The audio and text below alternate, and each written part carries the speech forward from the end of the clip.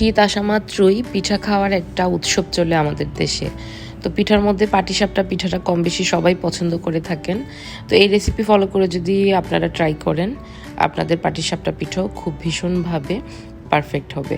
এই পিঠা বানানোর জন্য আমি এখানে 2 কাপ পরিমাণ চালের গুঁড়া নিয়েছি, 1 কাপ পরিমাণ ময়দা নিয়েছি, হাফ কাপ পরিমাণ সুজি, 2 টেবিল চামচ গুঁড়া দুধ এবং স্বাদমতো লবণ ও চিনি দিয়েছি।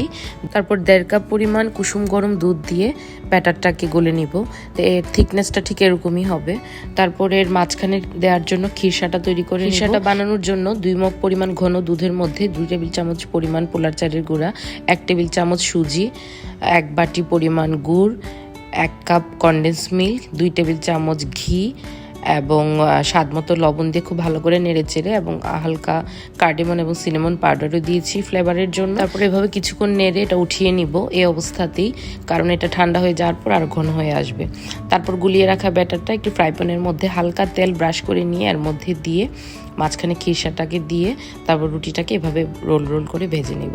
তো একে একে খুব সহজে তৈরি হয়ে গেল খেজুরের গুড়ের খিরসার পুর দিয়ে বানানো পাটিসাপটা। খুবই মজার এই পিঠাটা এই শীতে আপনার প্রিয়জনকে বানিয়ে খাওয়াতে পারেন। রেসিপি ভালো লাগলে প্রিয়জনদের সাথে শেয়ার করবেন। ভালো থাকবেন। আল্লাহ হাফিজ।